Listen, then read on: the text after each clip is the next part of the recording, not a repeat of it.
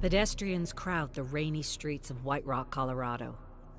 A couple exits a grocery store just as Jonah charges into them, knocking them down, spilling apples and oranges into shimmering puddles. Streetlights illuminate Jonah as he shouts a quick apology and runs into the street. A horn blares, headlights flash. Jonah slides over the hood of a yellow sedan into the path of a cyclist, knocking her down. She clambers to her feet, shouting at him as bullets whip through the air. Glancing over his shoulder, Jonah hard charges through a souvenir shop, breaking mugs and plates, and vaults through the back exit and into an alley, slipping on wet pavement. He springs to his feet and sprints away. Clearing a fence, he leaps, tumbles down a concrete embankment, and quickly scrambles to hide behind a collection of garbage bins. As he catches his breath, two assailants in black trench coats rush by him, holding gleaming pistols with silencers. Jonah squints into the darkness after them. Realizing someone wasn't too happy, he decoded their seemingly random sounds, broadcast from unknown locations. Spies, he imagines, sending names and coordinates through encrypted signals and pulses for reasons he still hasn't puzzled out. But his superiors pulled him off fast when he had managed to decrypt names of corporations and prominent billionaires. They pulled him off a bit too fast. And so he thought he'd investigate on his own. Not the best idea he'd ever had, but something in him had to know, had to understand why he was ordered to stay away from these cryptic messages that contain the names of people who would sometimes disappear. To him, this seemed somehow related to human trafficking. But Dean didn't fit the pattern. He wasn't like the others who had disappeared. He was loud and outspoken and blaming the government for everything that had happened to his students. He needed to find the high school teacher before these henchmen did. Screams reverberate from his cell phone as Jonah sits in his small, grimy motel room. He watches the fake footage created by a few teens in the area. The screen fills with teens running from an abandoned station as fog rolls after them with deadly hooks like talons trying to snatch them. He has no idea what he's looking at. Looks like the paintings he had once seen in the Fresno Museum with his mother when he was just a kid. Art would broaden his horizons, she had said. Not this art. This art scared the shit out of him. He never wanted to go to another museum again after that. Dean Barker was their teacher. His name was encrypted in the signals because he knows something. His students definitely told him something. Jonah closes the video and opens Dean's digital profile, hoping for a clue. Any clue to find him. Satellite facial recognition pictures in Dean's digital profile shows Jonah that the teacher often visits a community of homeless men and women carving out a meager existence under a busy overpass. He disembarks his car, walks down, and weaves through the small campfires, searching the cold, solemn faces illuminated by flicking orange light. After some time, he sees a man covered in blankets staring at him intently. As Jonah approaches the man, he jolts to his feet and charges away. Jonah sprints after him to the edge of the highway, where he watches Dean sprint past oncoming cars and disappear into the woods on the other side. With a heavy sigh, he returns to his car, trying to catch his breath, wondering what the hell this high school teacher knows that's got him so spooked. In the early morning, Jonah sits in his car surveying a nursing home, hoping Dean will try to reach out to his father. He unexpectedly sighs with the realization that he hasn't contacted his parents for at least 3 weeks, and they're probably worried sick about him. He's a fool and he knows it. You don't do that to the ones who loved, raised, and protected you for the better part of your life. He feels like a spoiled, ungrateful, entitled brat for letting so much time pass without taking one moment, just one moment in his day, to connect with them. Jonah stares at the entrance of the nursing home, telling himself he'll find some time to call his parents in the evening. Dean's father has Alzheimer's and needs constant support. He doesn't even want to begin to imagine a life where his parents forget him, or don't remember how proud they are that he's using everything they instilled within him to protect and serve their country and the free world. He never admitted to them that he sometimes felt inadequate for spending most of his time behind a desk, despite his superiors telling him he was the right hand of very critical operations. The only problem is he has no idea what the left hand is doing with his work, and often Jonah feels like he's only being presented with a half-truth. It's why he's here. It's why he's running his own investigation with his savings. His perfectly reasonable questions about the corporations he deciphered from the signals touched a nerve, a major nerve. It was a reaction even his chief officer hadn't seen before, and he was officially ordered off the assignment.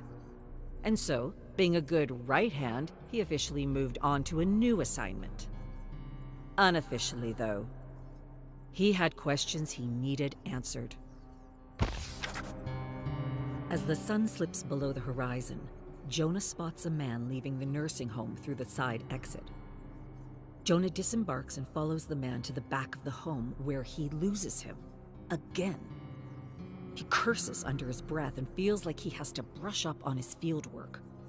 He needs to spend a little more time running investigations than sitting behind a desk, crunching numbers, searching for patterns, and talking baseball. With a sigh, he strides back to his car, tries to open the door, then realizes it's locked. He activates the remote in his pocket, opens the door, hops in, and starts the car. For a moment, he leans against the steering wheel as he stares at the entrance of the nursing home, frustrated with himself. He prepares to shift gears into reverse when the passenger door suddenly thrusts open and he finds himself staring at the barrel of a gun. Frustration turns to embarrassment as a hooded man jumps into the passenger seat and closes the door. Jonah raises his hands. Dean stares at him for a long moment, then lowers the gun. "Why are you following me? I said I'd come to you when it was safe." Jonah lowers his hands. He has no idea what Dean's talking about, but he clearly thinks he's someone he's not. He shrugs. "You need to be more careful.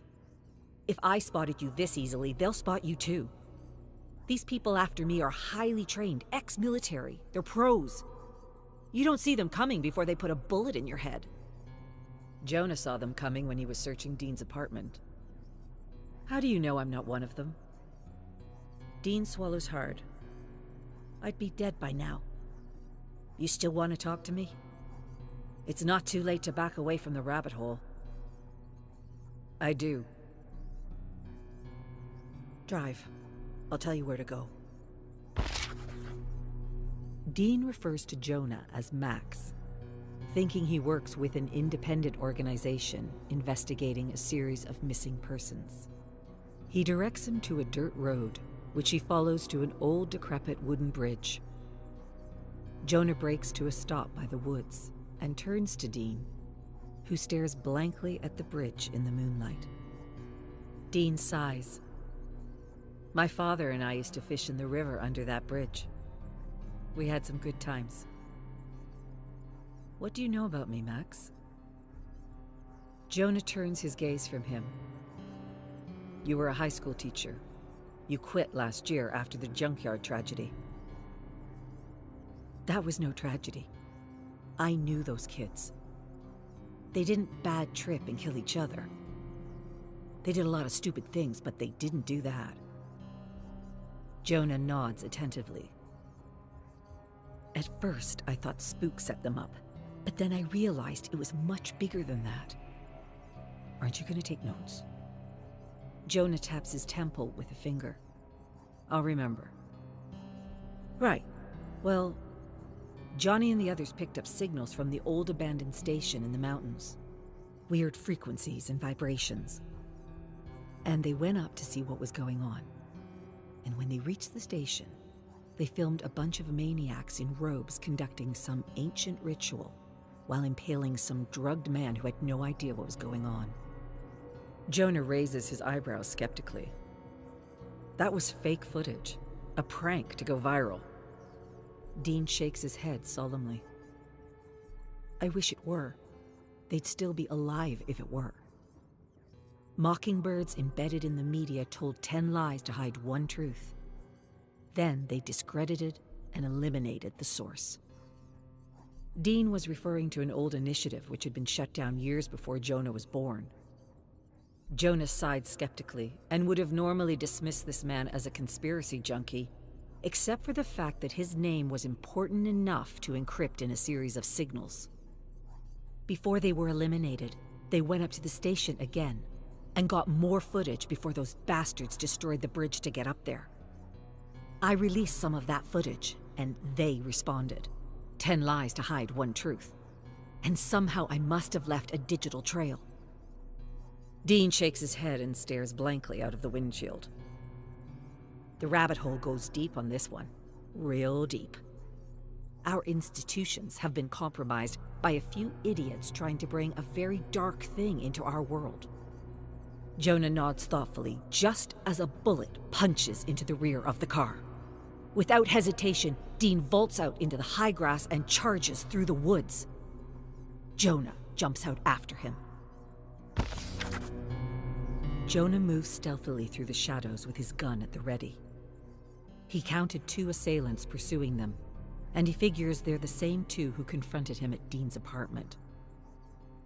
Seems like a lot of heat for a conspiracy junkie peddling fake footage of ancient cults and deadly rituals. Quickly, he ducks in the underbrush and listens to steady footfalls growing louder and louder. He waits patiently for his pursuers. One runs past him. He lunges and knocks him unconscious with the butt of his revolver. He then slinks in the shadows and waits for the other. An instant later, he sees him rushing toward him. Just as he passes, he thrusts out his arm and clotheslines him. Then he quickly follows through with a pounding fist in the head. Straightening up, he calls out for Dean, and activating the light on his phone, proceeds to search for him. Jonah pulls up to the junkyard, hoping Dean has the same instinct. He disembarks, climbs over a chain-link fence, and surveys the area. Doesn't make sense. Something doesn't add up. His instinct tells him there are other possibilities. He takes a moment to clear his mind. Then he visualizes the teens arguing about what they should do next, and where they should hide the evidence they've collected on this ancient cult. Johnny grabs an envelope and disappears amongst the piled cars. Jonah peers at the cars and wonders if there's something hidden in the yard. Something the police may have overlooked. He figures he's got some time to kill before Dean shows up, if someone didn't get to him already. 10 lies to hide one truth. It's certainly possible. And it certainly sounds like something the agency would have done in its formative years, when mandates were hazy and departments were run by psychopaths like Stomper and Carter. All those secret departments and experiments that had destroyed so many lives had been officially shut down. But unofficially, he could not say for certain. Unofficially, the programs could have moved to other branches of the government, or they could have been rebranded within the manifold compartments of the agency. He couldn't know, not for certain. With a sigh, Jonah gives up his futile search for something that would corroborate the teacher's story. He jumps on the hood of a gutted truck, lying on his back, staring at the stars with a terrible feeling rising from the pit of his stomach. He's never going to see the teacher again. Nor will anyone else. The teacher's gone. He'd never know the truth unless he bought some equipment and climbed up to the station to see for himself. Part of him wants to go home and just forget this whole ordeal. Another part of him wants to know. Needs to know. Needs to understand why he was pulled off the assignment so abruptly. The left hand didn't realize what the right hand was doing and panicked. That panic had caused a strange feeling inside of him. That very same feeling was there again. As when buried rumors of the agency creating and funding rebels to destabilize regions and sell weapons to governments began to resurface. The mere thought makes him want to quit and join his father on the farm. But he's never quit a thing in his life, and he can't help but see how perfectly positioned he is to weed the garden from within.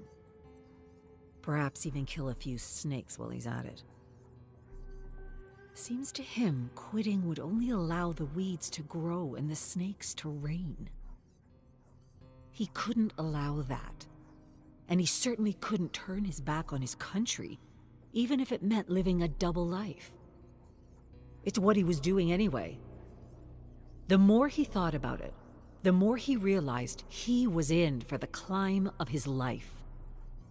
Perhaps even the fight of his life.